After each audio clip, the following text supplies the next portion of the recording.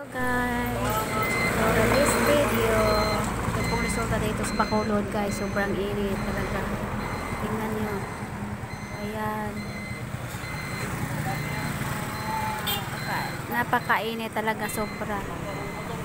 Kaya ngayong mga nag-aaral hindi na pinapapaso kasi parang nasa 40 Celsius na po yata ang kainit nito.